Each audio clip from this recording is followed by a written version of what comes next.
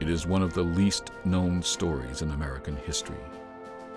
It is the story of Black achievement and accomplishment. Against all odds, American Blacks have built their own institutions, families, schools, churches, and businesses.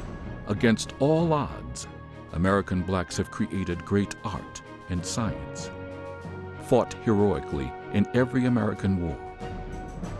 Against all odds, Black men and women have worked endlessly to secure their own freedom and equality. The untold story of Blacks in America is a 350-year saga of incredible achievements. This is that story.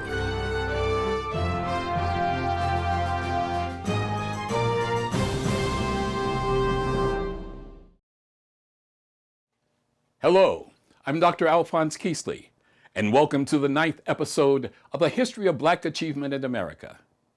Against all odds, in the first 2 decades of the 21st century, the incredible occurred. America elected a 2-term Black president, Barack Obama. Consequently, many African Americans took on prominent roles in his administration. At the same time, a new Black identity was taking shape based on African Americans' growing role in American politics, on new forms of literature, and on a rising Black entrepreneurial class that has found a home in Silicon Valley. Finally, Black history as a critical part of American history was institutionalized among the many monuments in the U.S. Capitol, with the opening of the National Museum of African American History and Culture.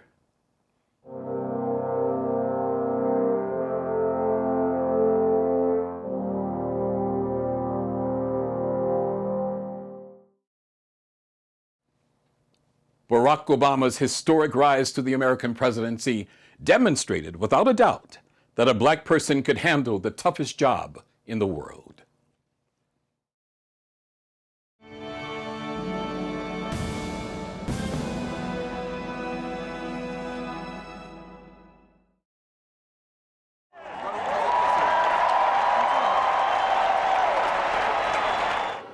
And great humility, I accept your nomination. When Barack Obama, a Black man, accepted the Democratic Party's nomination to become president,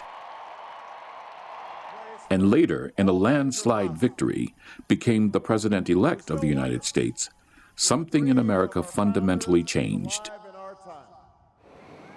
That's why I stand here tonight.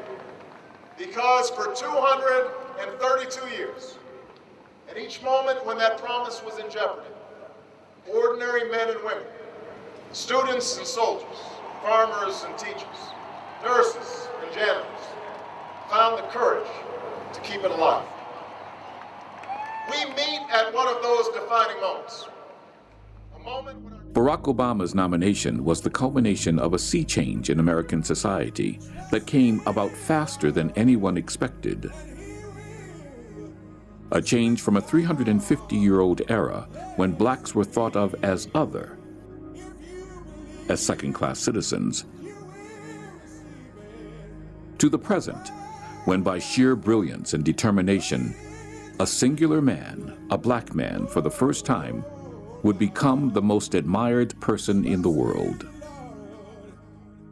The election of Senator Barack Obama will send the strongest message, not just to the people in America, but to people around this world, that America is ready to take a great leap to lay down the burden of race and create a multiracial democratic society. Who is this remarkable singular man? Born in Hawaii in 1961, Barack Obama's early life did not appear to be headed for such a historic date with destiny. His father, Barack Obama Sr., was a Black African student from Kenya. His mother, a white woman, Ann Dunham, hailed from the heartland of America, Leavenworth, Kansas. They were married in 1961. a time when biracial couples were unacceptable in America. 3 years later, Obama's parents divorced, and his father disappeared from his life. At age 10, Obama went to live with his maternal grandparents in Honolulu. His life in Honolulu was not easy. Obama appeared headed down the road traveled by many children of biracial marriages. He grappled with issues of identity and racism, a personal struggle that could have led him into the abyss of drugs and violence. But drawing strength from his grandparents, as well as his own exceptional intellect and desire for knowledge, Barack Obama was able to come to terms with his biracial heritage. Of his experience growing up in Hawaii, Obama wrote, "The opportunity that Hawaii offered to experience a variety of cultures in a climate of mutual respect became an integral part of my worldview and a basis for the values that I hold most dear." This core understanding that all people were in fact equal and were to be loved equally became the cornerstone of his politics of unity. A personal realization that remarkably translated into a sea change in American society.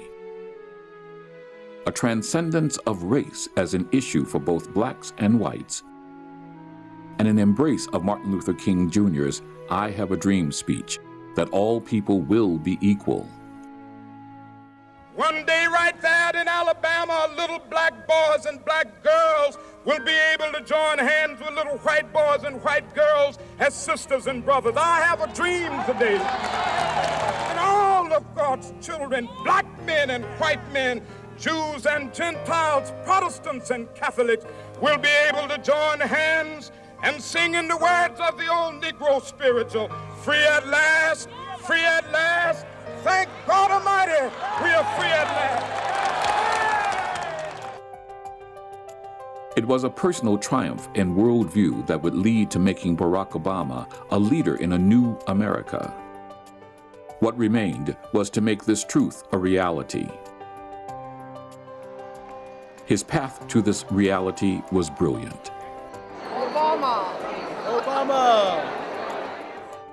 After graduating from Columbia College in New York City, Obama, inspired by the civil rights movement of the 50s and 60s, chose to work as a community organizer in Chicago's black community.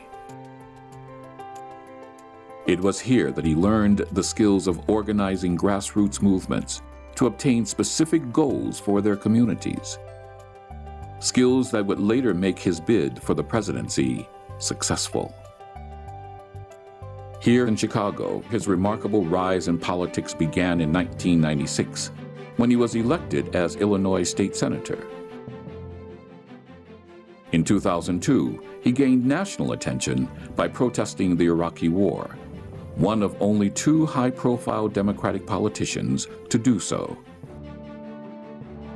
In 2004, he was elected a U.S. Senator and delivered a keynote speech at the Democratic National Convention. It was a speech that heralded a new vision for America. In that vision, Barack Obama pointed to an America that transcended divisions in race, class, gender, and most importantly, divisive political ideologies. Indeed, so powerful was that vision that Barack Obama's speech would launch his candidacy as the Democratic Party's nominee for president 3 years later. Throughout his campaign, his theme was change, and the change was his vision. His message of "Yes, we can" rang true to the American electorate. On November 4th, 2008, United States Senator Barack Obama made history. History unprecedented in American life.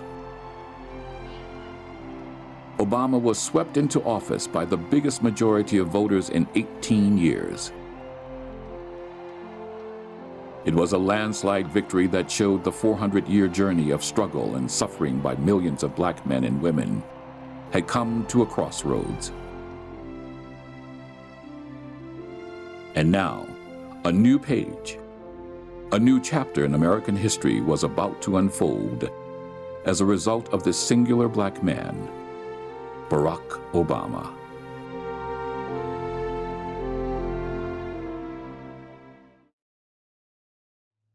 New forms of black literature reflecting a black American identity took shape in the 21st century.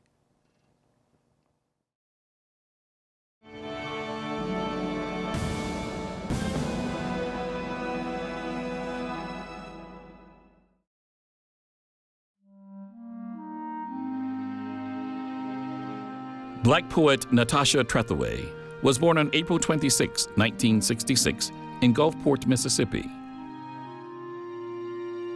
In June of 2012, she was appointed United States Poet Laureate.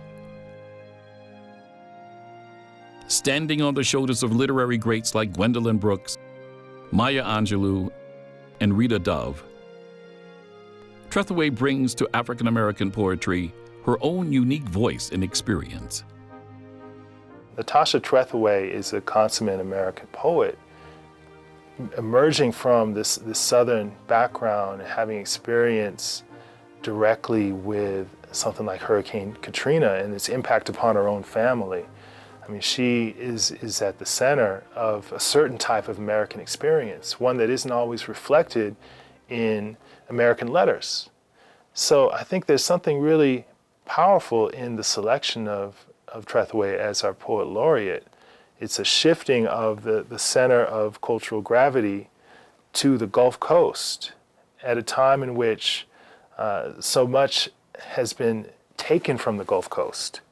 To acknowledge the richness of the artistic heritage, the music, but also the literature that emerges from this region is powerful indeed.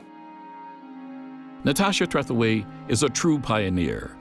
Moving on from the post-Black arts movement, she has blazed a trail for the next wave of great Black authors, including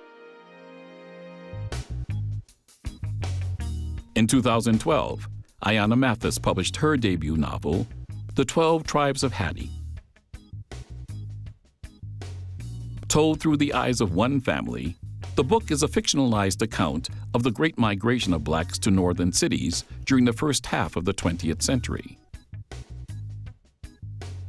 The book transcends race and focuses on the sacrifices a mother must make for her children. Poet Tony Medina has brilliantly kept the strong African-American poetic tradition alive. His collection of poems, An Onion of Wars, 2012, is a deeply satirical and shocking take on the issues facing young and old Blacks today. The Caribbean writer and novelist James Avery said of his work, "The poetry is complex. It strips the street to its simplest common denominator of survival and tears off layer upon layer of stark realism."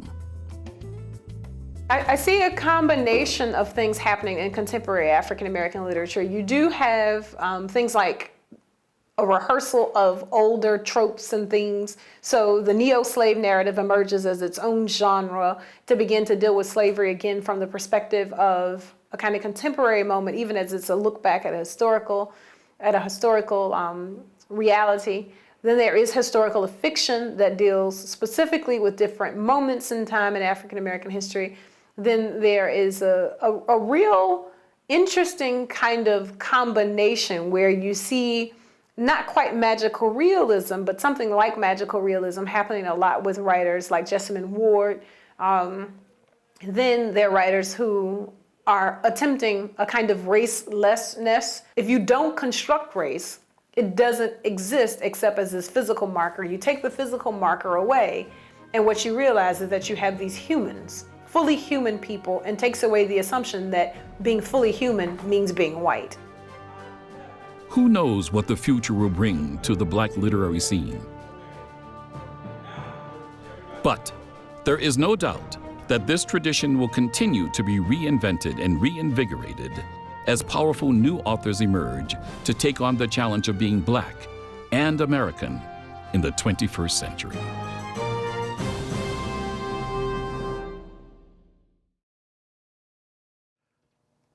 Tristan Walker paved the way for Black tech entrepreneurs.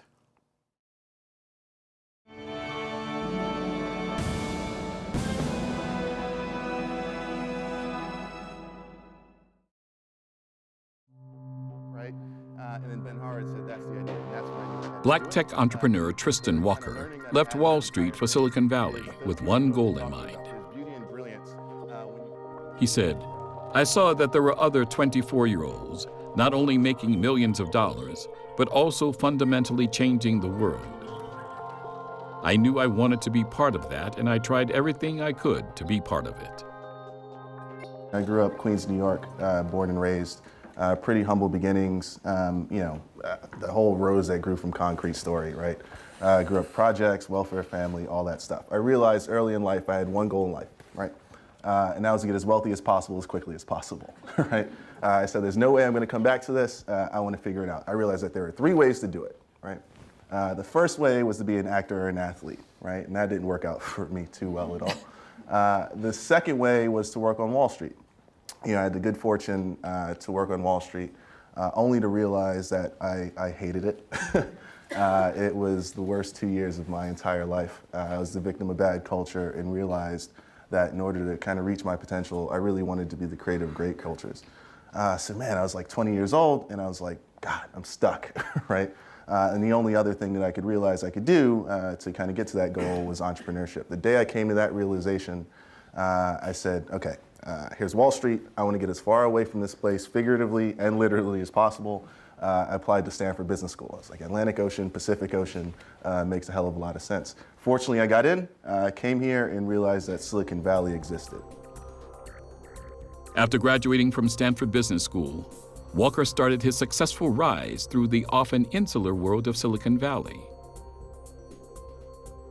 After stops at Foursquare, a search and discovery service mobile app, and venture capital giant Andreessen Horowitz, in 2012, the New York City native founded his own Silicon Valley startup, Walker & Company Brands, Incorporated. A company whose goal is to make health and beauty products simple for people of color. In his own words, "We're only going to design, develop, and test products and services uniquely tailored to our community's needs." I get it. I'm a part of the community we're building products for. I know we want better design. I know we want innovative products that just work. I know we want a shopping experience that makes us feel genuinely cared for. Walker's rise among Silicon Valley's white elite demonstrates how Blacks and minorities can become part of the technological revolution that is changing not only America, but the way the world lives, works, and plays. Indeed, Walker's success is the tip of the spear in the creation of a whole new identity for Blacks. And Walker not only embodies this new identity, but he is actively promoting it as the co-founder and chairman of Code 2040, a nonprofit that helps Black and Latino students land jobs at tech giants like Facebook and Apple.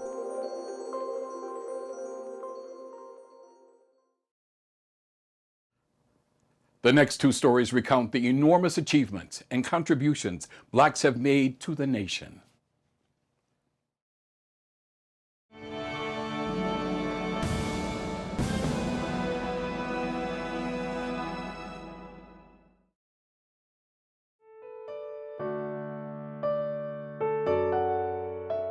The idea of a national museum dedicated to African American history and culture began in 1915 when veterans of the U.S. Army's Black regiments formed a committee to build a memorial to African American achievements. A century later, the National Museum of African American History and Culture opened its doors. The museum sits appropriately on the National Mall in Washington, D.C., since African American history is also the history of the United States. The nearly 37,000 objects in its collection tell the story of the African American community, family, visual and performing arts, religion, civil rights, slavery, and segregation. The National Museum of African American History and Culture founder Lonnie Bunch says of this magnificent structure, this building will sing for all of us. The museum was a dream of many people, but no one more than Lonnie G. Bunch III. Born in 1952, Lonnie Bunch became an educator and historian and has spent much of his career as a museum curator and administrator. Bunch's lifelong dream has been to give a voice not only to Black innovators, artists, and trailblazers, but to those who were anonymous and forgotten to history. The result is the museum's exhibits, which capture significant events in Black history, which formed the backbone of the nation as it moved to freedom and equal rights, including the 13th Amendment, ending slavery, the 15th Amendment, giving Black men the right to vote, the founding of the NAACP, Brown versus the Board of Education, and the Civil Rights Movement. But the museum also tells the stories of the men and women who made this history, their lives and accomplishments through the displays such as Black abolitionist Harriet Tubman's hymnal, the dress Rosa Parks was sewing the day she refused to give up her seat to a white man on a bus in Montgomery, Alabama, the trumpet used by jazz great Louis Armstrong, and a Bible owned by Nat Turner, who led a slave rebellion in 1831. The museum finally opened on September 24, 2016, as Lonnie Bunch reminds African Americans as well as all Americans that the National Museum of African American History and Culture is special. When I look at this museum, I realize it's a clarion call to remember not just the well-known, but also those whose lives in quiet ways shaped this nation. We remember so we can ponder the pain of slavery, segregation, and second-class citizenry, but we also find the resiliency, the faith, the hope, the joy that is so much a part of the African American community.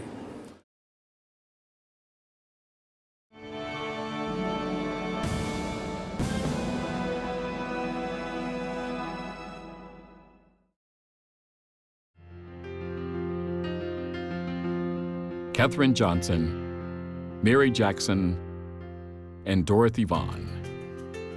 3 African American women, 3 mathematical geniuses, 3 trailblazers in the fight for equal rights for women and Blacks. At a time when African Americans and women were thought to be inferior with regard to science and mathematics, these 3 women forever debunked those myths when they made life-saving calculations of spacecraft trajectories for America's Project Mercury and Apollo missions. Based on these brilliant Black women's accomplishments, their story finally became well known with the publication of the book Hidden Figures and the 2016 movie of the same name. In fact, in January 2017, it was America's top-grossing film 2 weeks in a row.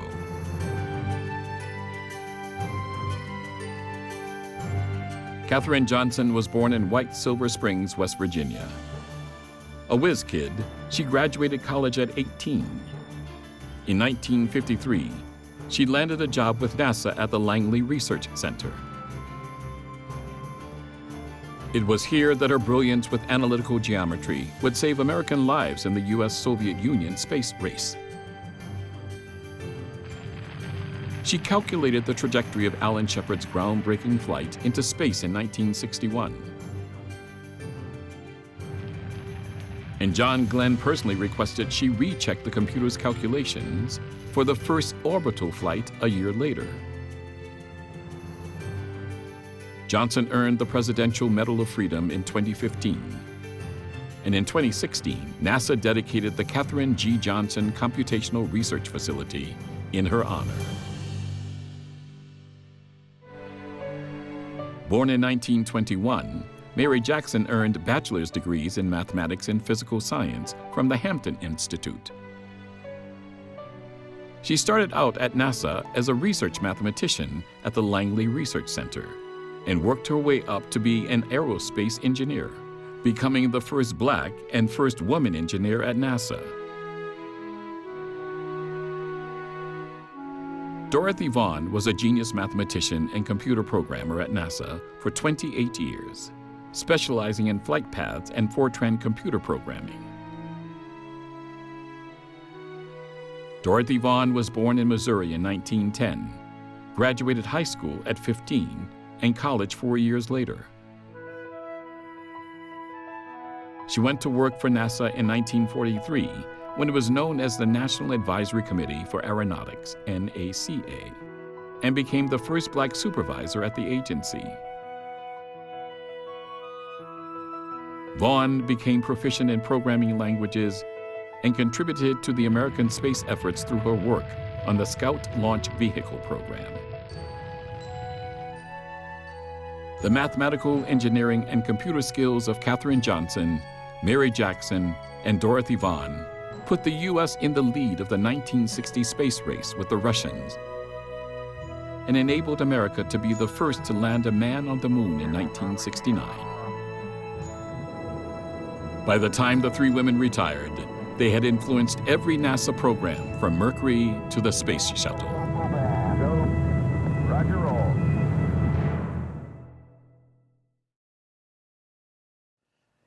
In spite of all these marvelous achievements by Black Americans and the opening of many doors to a new generation of Black men and women, racial tension and discrimination in the United States has remained a major issue. However, one thing is clear: anything is possible for Black Americans. Thanks for watching this 9th episode of A History of Black Achievement in America. I'm Dr. Alphonse Keasley.